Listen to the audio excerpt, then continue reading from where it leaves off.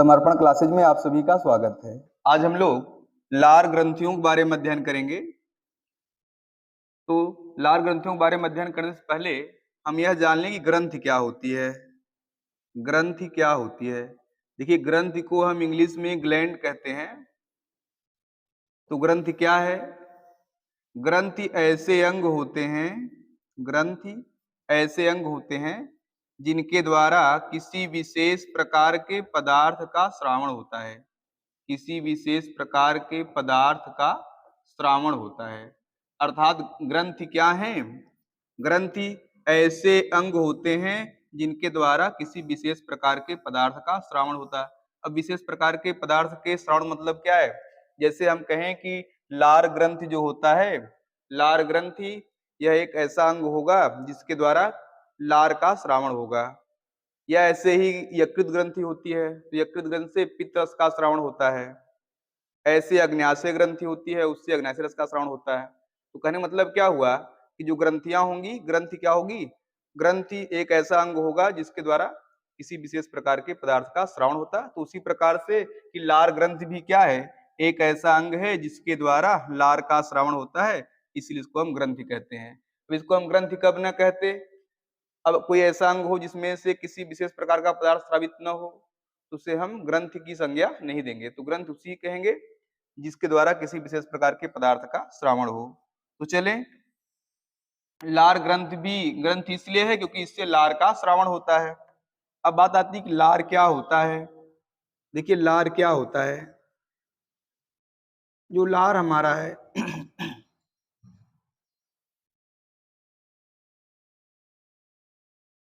लार क्या होता है? देखिए, लार बराबर होता है ना श्लेष्म प्लस सीरम। श्लेष्म और सीरम का जो मिश्रण होता उसको हम लार कहते हैं। श्लेष्म को हम इंग्लिश में क्या बोलते हैं? श्लेष्म को म्यूकस कहते हैं, सीरम को सीरस कहते हैं। सीरस और म्यूकस का जो मिश्रण होता है वही लार अर्थात इंग्लिश में क्या बोलते हैं? सैल्यूआ कहलाता है। तो याद रखें, लार क्या है? आप कहोगे भाई लार है श्लेष्म और सीरम का मिश्रण। जो श्लेष्म है उसको हम म्यूकस कहते हैं, सीरम को सीरस। तो इस प्रकार से कहें तो कहेंगे लार मीन्स सैल्यूआ जो होता है वह म्यूकस और सीरस का क्या होता है?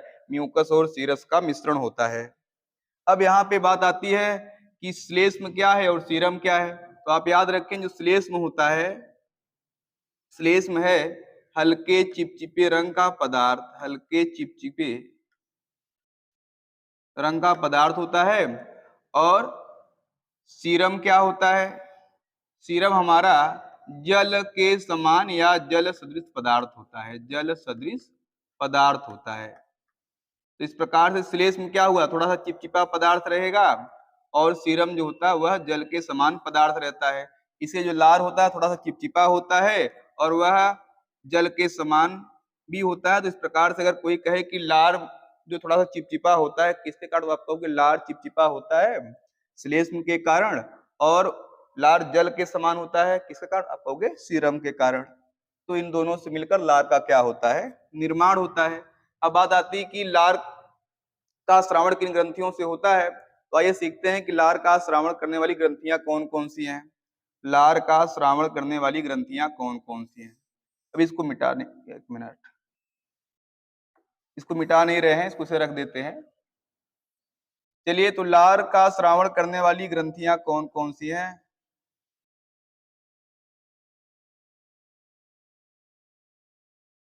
देखिए, लार का श्रावण करने वाली ग्रंथियां दो प्रकार की होती हैं। एक तो होता है क्या, लघु या सहायक लार ग्रंथि, लघु या सहायक लार ग्रंथि, लघु या सहायक लार ग्रंथि। और दूसरा होता है क्या, प्रधान लार ग्रंथि, प्रधान लार ग्रंथि। तो ये दो प्रकार की ग्रंथियां होती हैं जिनके द्वारा लार का श्रावण होता है। तो जो लघु या सहायक लार ग्रंथियां हैं उनको इंग्लिश में क्या बोलते हैं? इन्हें बोलते हैं minor or accessory gland, accessory salivary gland, salivary gland. और जो प्रधान लार ग्रंथियां हैं इन्हें बोलते हैं क्या, major or main salivary gland. Major or main salivary gland. तो ये हो गया लार ग्रंथियां कितने प्रकार की होंगी, आपको कि लार ग्रंथियां दो प्रकार की होगी, कौन कौन सी, एक होगी लघु या सहायक लार ग्रंथि, दूसरी कौन होगी, प्रधान लार ग्रंथि। तो प्रधान लार ग्रंथि को बोलते हैं क्या, major or main salivary gland, और लघु या सहायक को क्या बोलते हैं, minor or accessory salivary gland. तो ये दो प्रकार की लार ग्रंथियां हो गई। अब बात आती है कि आप लघु या सहायक लार ग्रंथि किसे कहोगे, लघु या सहायक लार ग्रंथि किसे कहोगे। ध्यान दें, जो हमारा जीभ होता है, उसके बाद जो कपोले होते हैं मीन्स गाल, और ऊपर इसके से तालु है, तो जीभ हो गया, कपोले हो गए, तालु हो गए, इन सब में देखें तो इनके सबसे ऊपर एक पतली सी परत होती है, उस पतली सी परत को हम क्या बोलते हैं, श्लेष्मिका बोलते हैं, श्लेष्मिका बोलते हैं, या इंग्लिश में म्यूकोसा कहते हैं। तो म्यूकोसा क्या है, म्यूकोसा क्या है, आप कहोगे जो जीभ होता है, जीभ के ऊपर एक पतली सी परत होती है, उसके बाद जो कपोले हैं मीन्स गाल, गाल के आंतरिक परत में देखें तो बहुत पतला सा एक परत दिखाई देता है। इसी प्रकार से जो हमारा तालु है मीन्स क्या, जीभ के ऊपर का जो पार्ट होता है या मुख गुहा का जो छत होता है, वहां पर भी एक पतली सी परत होती है, तो उन पतली परतों को हम क्या बोलते हैं, श्लेष्मिका बोलते हैं। तो अगर हम श्लेष्मिका को फील करना चाहें तो समझ सकते हैं, इसे जब छाला पड़ता आप देखें, जब जीभ में या कपोलों में इस प्रकार छाला पड़ता तो हल्का सा पतले रंग का एक भाग दिखाई देता है, जिसको छाला कहते हैं। तो सफेद रंग की परत दिखाई देती है छाला में, वो सफेद रंग की परत आप समझ सकते हो किसका काम करेगा, वैसे ही वो श्लेष्मिका काम करेगा। जो श्लेष्मिका होती है, उन श्लेष्मिका में छोटी छोटी ग्रंथियां विद्यमान होती हैं, और जो श्लेष्मिका की ग्रंथियां होती हैं, श्लेष्मिका में उपस्थित छोटी छोटी लार ग्रंथियों को क्या बोलते हैं, लघु या सहायक लार ग्रंथि। चले, लघु या सहायक लार ग्रंथि मिलती कहाँ पे है, आप कहोगे जीभ, जीभ के ऊपर पतली सी परत है, जीभ की श्लेष्मिका कहलाती है। कपोलो, कपोला जो है मतलब गाल जो है, गाल के अंदर की जो परत है उसके, उसमें भी श्लेष्मिका रहता है। उसी प्रकार ताल होता है, ताल में भी श्लेष्मिका रहता है। तो जो श्लेष्मिका होती है, श्लेष्मिका में छोटी छोटी लार ग्रंथियां मिलती हैं, और श्लेष्मिका के अंदर पाई जाने वाली उन छोटी लार ग्रंथियों को ही क्या बोलते हैं, लघु या सहायक लार ग्रंथियां बोलते हैं। इन लार ग्रंथियों से थोड़ी थोड़ी मात्रा में सदैव लार का श्रावण होता रहता है, और जो थोड़ी थोड़ी मात्रा में लार का श्रावण होता रहता है, उसी लार के प्रभाव से हमारा जो मुख गुहा है, वह चाहे जीभ हो, चाहे दांत हो, चाहे जीभ हो, चाहे ताल हो या कपोले हो, वो हमेशा क्या रहते हैं, नम बने रहते हैं। उसके बाद हम देखेंगे क्या, उसके बाद हमारा क्या है, यह प्रधान लार ग्रंथियां क्या होती हैं। तो देखो, प्रधान लार ग्रंथियां जो है तीन प्रकार की होती हैं, प्रधान लार ग्रंथियां तीन प्रकार की होती हैं। एक तो है कौन, कर्णमूल ग्रंथि, कर्णमूल ग्रंथि। दूसरा है अधोजिह्वा ग्रंथि, अधोजिह्वा ग्रंथि। और तीसरा है अधोहनु ग्रंथि, अधोहनु ग्रंथि। तो ये तीन प्रकार की प्रधान लार ग्रंथियां होती हैं।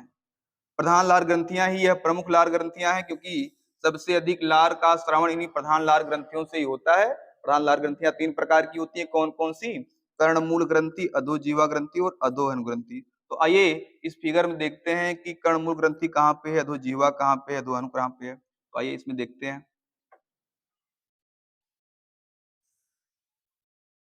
चलिए, तो कर्णमूल ग्रंथि यह है जो कान के पास स्थित होता है, कान के पास स्थित इस रेड कलर के पार्ट को हम बोलेंगे क्या, यह है कर्णमूल ग्रंथि।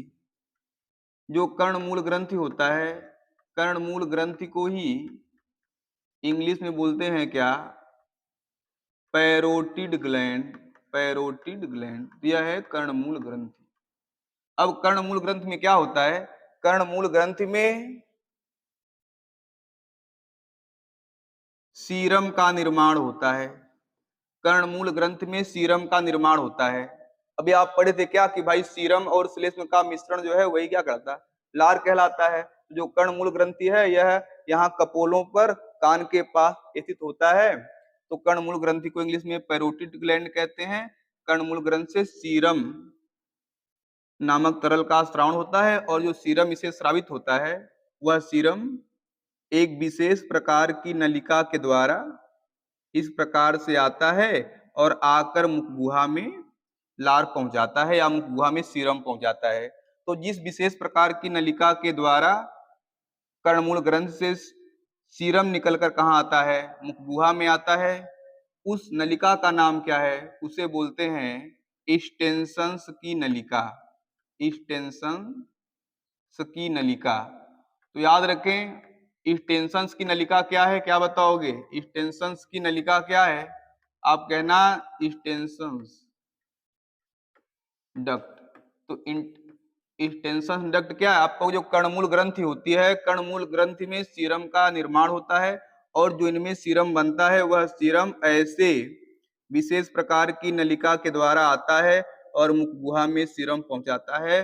तो इस विशेष प्रकार की नलिका को क्या बोलते हैं? स्टेनसंस की नलिका बोलते हैं।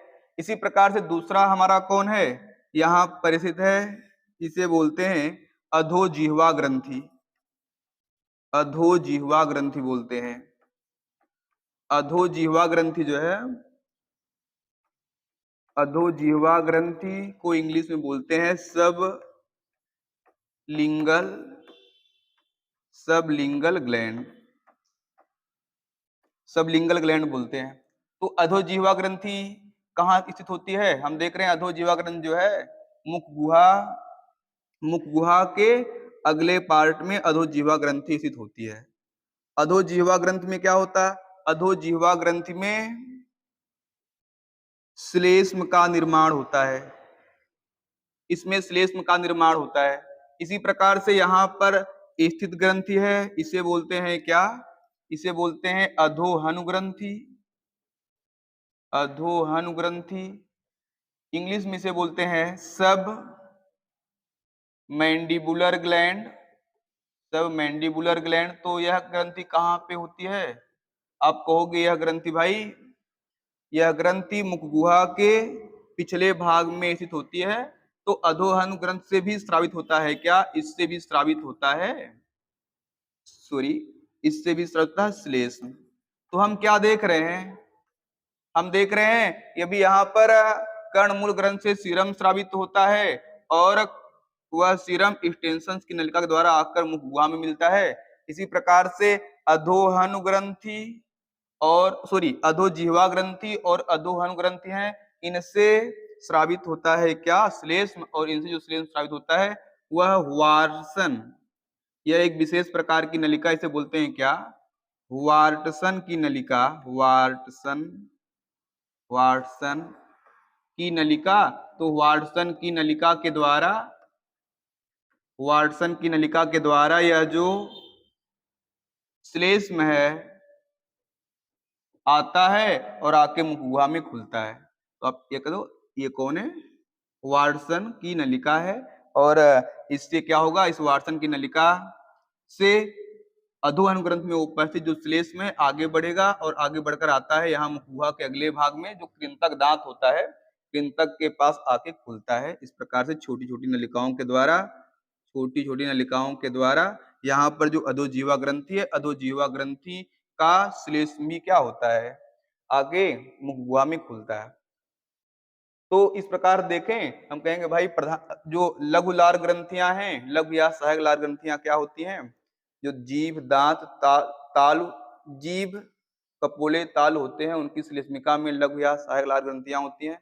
उनसे अति अल्प मात्रा में लार का स्राव होता है और उसी लार के प्रभाव से हमारा जो मुखगुहा है उस हमेशा नम बना रहता है। और प्रमुख लार ग्रंथियां कौन सी हैं जिनसे अधिक मात्रा में लार का स्राव होता है? तो है कर्णमूल ग्रंथि, अधोजिह्वा ग्रंथि और अधोहनु ग्रंथि, और इनसे अधिक मात्रा में लार का स्राव होता है। इसके बारे में आप अध्ययन किए। तो चलिए ठीक है, धन्यवाद।